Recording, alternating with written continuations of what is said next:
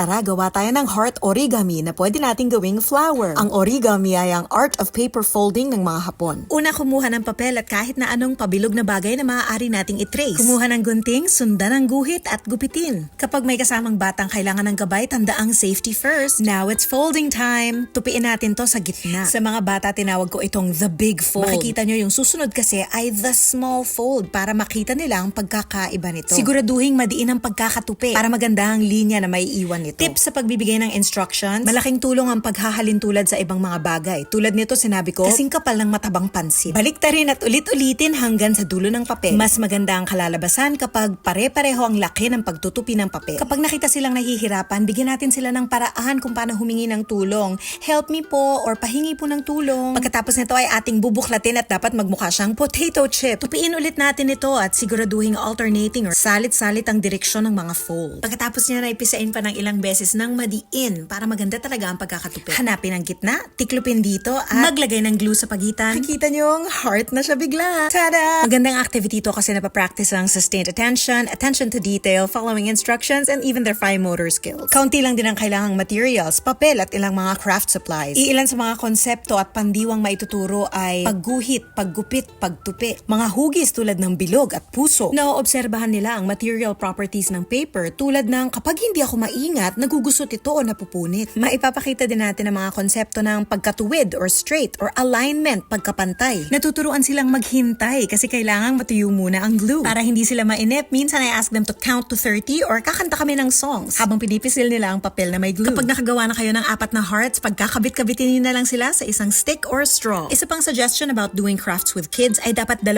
set ng materials ang meron kayo. Isa para sa inyo, para maipakita nyo kung anong gagawin, at isa para sa kanila na hanggat sa maaari ay hindi nyo papakailaman. Crafts like play is a form of expression at napakasarap sa pakiramdam nila na pinahahalagahan ng kanilang kakayahan. May mga bata rin namang naiinis kapag nakikita nilang mas maganda yung gawa mo kaysa sa gawa nila at gusto laging magpatulong. Kaya paalala lang na observe and adjust. Huwag ipilit ang sariling kagustuhan. Another thing you can target here is memory. Kapag nakagawa na kayo ng isang heart, bago gawin ang mga susunod, pwede niyong tanungin, naalala mo ba yung steps? To elicit phrases or sentences naman, pwedeng kunyari, sila naman ang magbibigay ng instructions sa inyo. Baliktarin ko ba? Tapos fold? Baliktad at fold. And because we did this for a special occasion, we also got to practice routine phrases. Some of my kids said, "Thank you, Mama. I love you." Yung iba naman, "Flowers for you. Happy Valentine's Day." Some things to consider kapag parang hindi trip ng anak nyo gawin yung activity, gawin nyo lang by yourself. Minsan mako-curious din sila at biglang sasali na lang sila sa inyo. May mga bata rin who will insist on doing things their own way kahit pinakita nyo na. Hayaan nyo lang sila. The important thing is that they are exploring. Gusto natin, mag-enjoy sila, hindi lang sumunod. Always choose connection over compliance. If you found this helpful, you can help me by subscribing to my YouTube channel at Teacher K Talks. Follow, like, share, save, comment on my Facebook, Instagram, and TikTok at Teacher K Talks. And hanggang sa muli, happy talking, mabuhay!